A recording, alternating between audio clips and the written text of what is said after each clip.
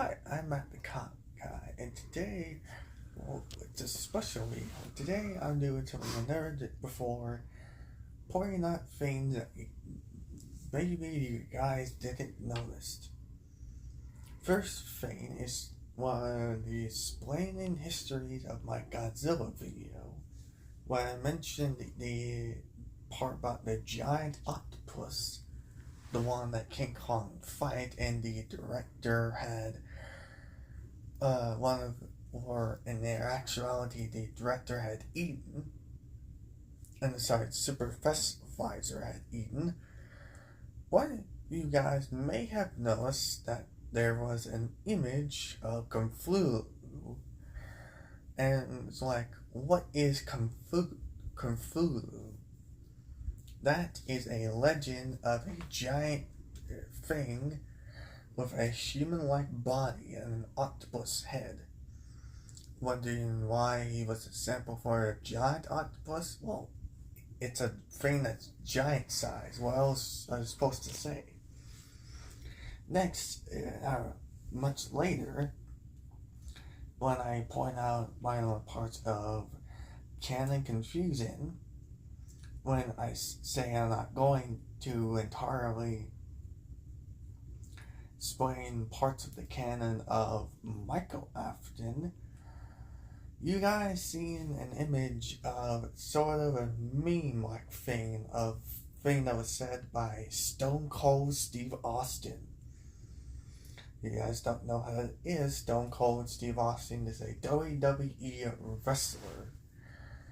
And one of the things he says, because Stone Cold said so, in reference to whatever thing that he heard he said. That was used because, well, as you guys know, I said I didn't think so when mentioning Michael Afton and parts I wanted to say what parts of the canon he was.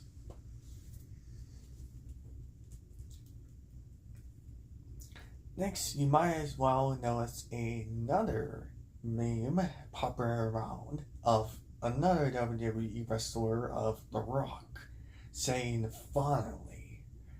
Well, that's in reference of him, one of the things he says along "Can you smell The Rock is cooking?"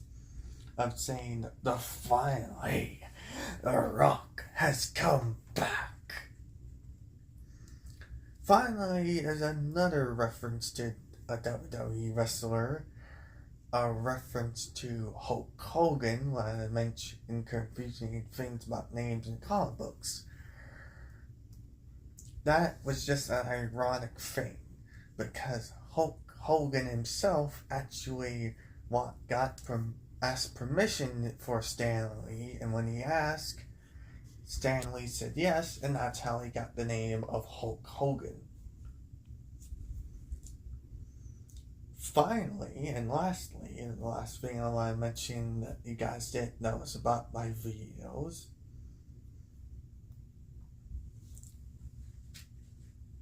is, of course, what's